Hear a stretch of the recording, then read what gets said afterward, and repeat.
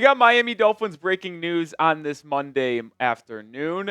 Anthony McFarland Jr. is joining this Dolphins roster. Tom Pelissero had the news, but the Dolphins make a signing to the RB room after Chris Brooks left Saturday's game with an injury. Jalen Wright missed the game. Jeff Wilson Jr. missed the game, so the Dolphins add a running back to the roster. We'll talk all about that and other injury news from today's press conference of Mike McDaniel. But this is why you subscribe to the channel, because we will have you covered on all Miami Dolphins news, whether it be injury-related signings. It does not matter. This is the place to be for your Miami Dolphins coverage. And we are 6 subscribers away from a milestone of 58K. Let's get there today. And I want to know who is going to be the 58,000th subscriber. Let me know if you are down in the comments section.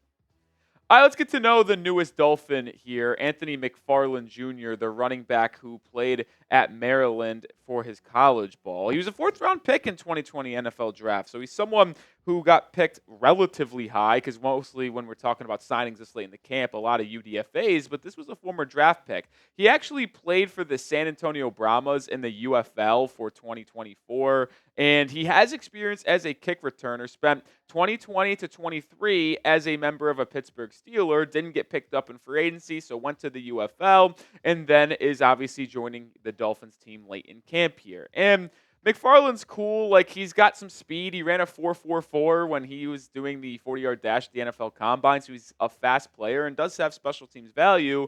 But the reason why the Dolphins are adding a running back this late into the preseason, this late into training camp, is more of a sign that Chris Brooks, who left Saturday's game against the Washington Commanders with a head injury, is going to be out at least this week, and they need a running back for the final preseason game against the Tampa Bay Buccaneers this upcoming Friday.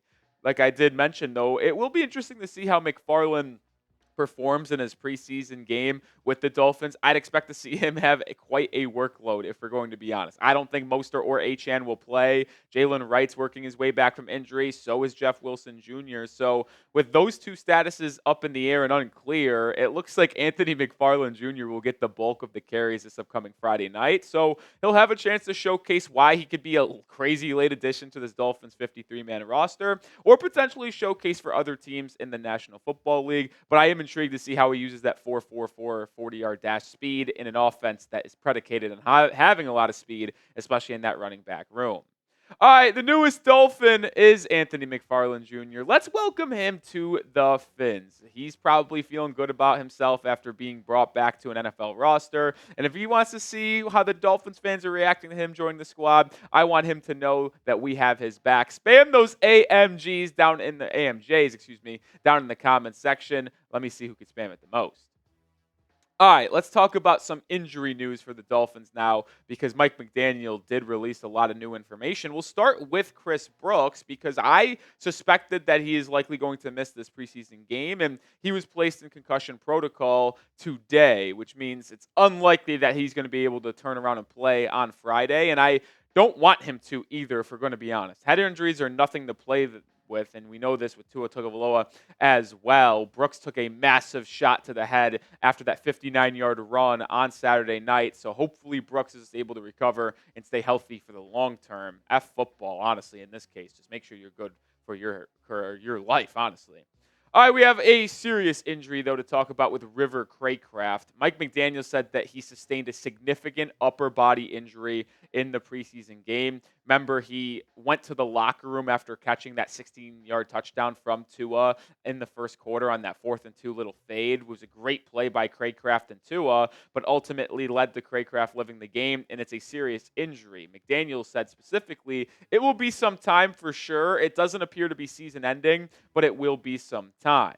And this is absolutely brutal, to quote my man Tax behind the camera right now. The wide receiver depth is being tested for the Dolphins. We've already known this with Odell Beckham Jr. still on the PUP list. And if we're going to be frank about this wide receiver situation for Miami, like, Cracraft is obviously going to be on the injured list. They're not going to place him on the injured list right now, because if they do that, he's out for the entire season. So what is going to happen with River Cracraft is this. He will be carried on the 53-man roster on roster cutdown day, August 27th. He will then immediately be placed on IR, and then whatever player they tell for NFL purposes, they cut, they're going to just bring back on the 53-man, but they'll tell him, hey, we're just going to bring you back when Cracraft goes on the IR. And when you think about what the Dolphins have at wide receiver right now, it's going to be very interesting to see who ends up being the final group. Like, Hill and Waddle are obviously very clear.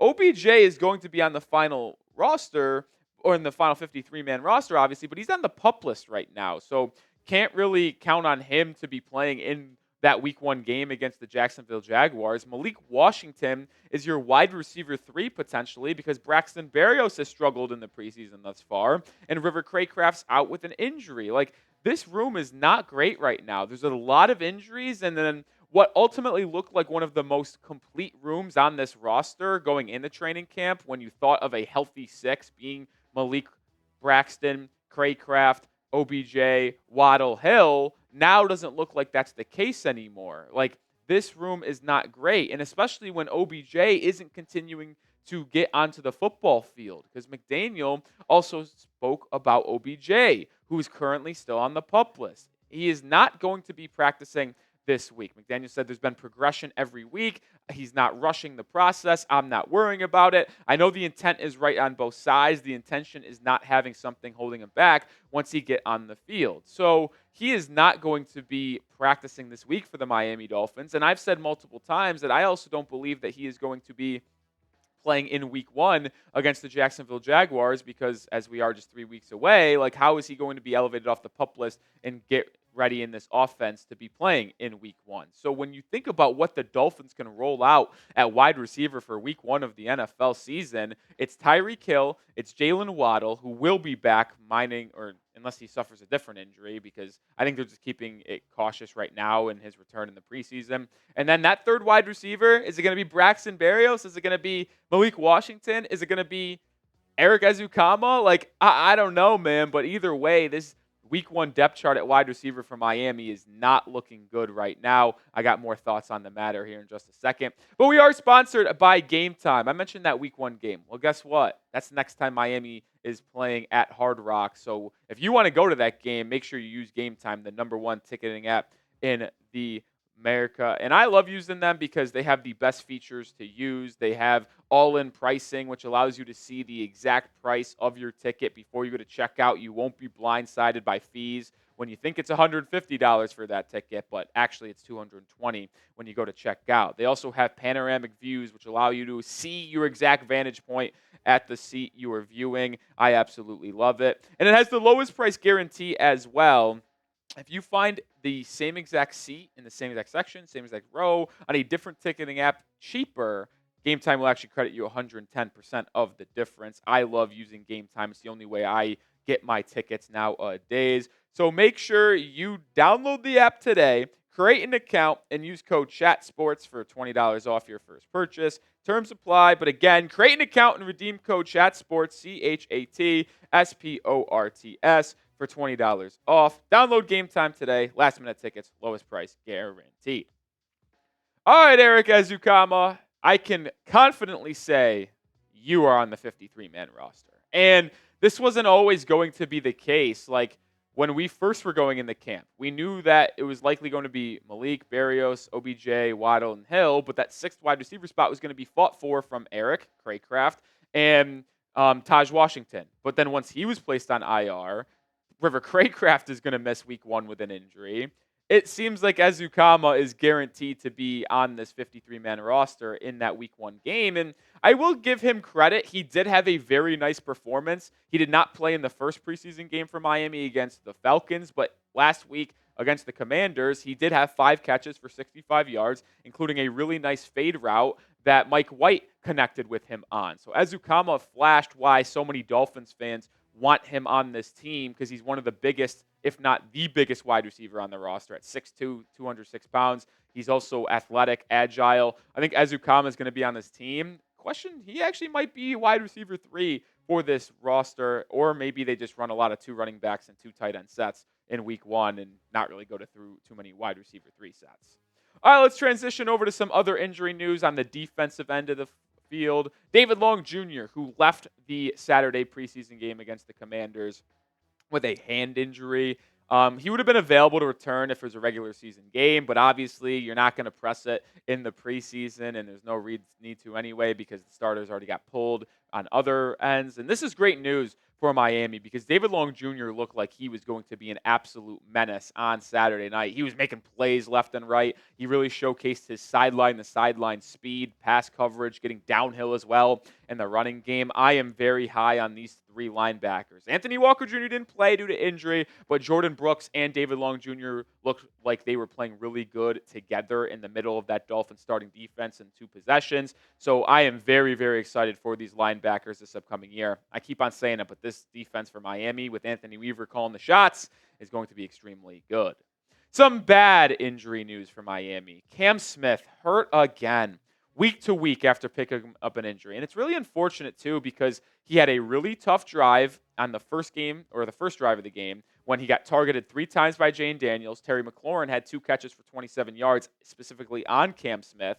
And then Smith bounced back, though. Played basically the rest of the first half. Had 4 really nice tackles in zone coverage coming up, making plays short of the sticks, and also having a really, really nice PBU where he was side by side with the wide receiver and swatted away with his left hand on a 30, 40-yard pass down the right sideline near the end zone. Like, Cam Smith played extremely well, but he was working on special teams late in the fourth quarter and then hobbled off after that punt return coverage with a hamstring injury, and he's ultimately week to week. He can't catch a break. After not playing much in 2023 under Vic Fangio and being held back, a lot of expectations were had on Cam Smith that he could finally show why he was a second-round pick by Chris Grier in 2023, but he was hurt for the first 2 weeks of training camp, came back this week, looked good, played well in the preseason, and then is out again on a week-to-week basis. He simply just can't stay healthy. I think he's ultimately going to be on this roster when we have that cut down in 9 days or so,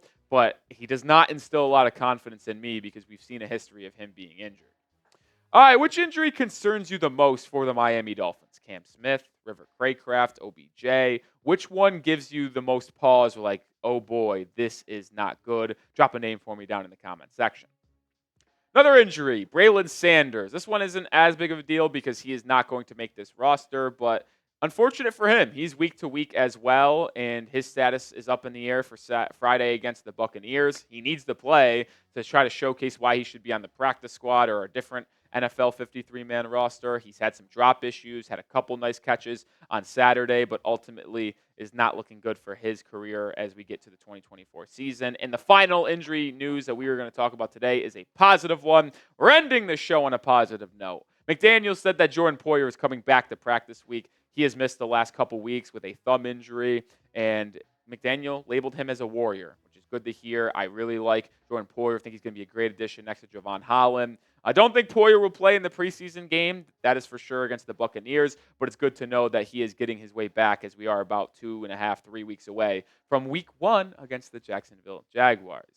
All right, make sure you are following me over on Twitter at Nic_Rohloff is my handle because you would have known about the Anthony McFarland Jr. news first over there, tweeted about it, then came over and made a video here on the channel. So if you want the best coverage on the Fins, follow me on Twitter and make sure you're subscribed. But either way, see the video again later today or maybe tomorrow. Still TBD, but go Fins.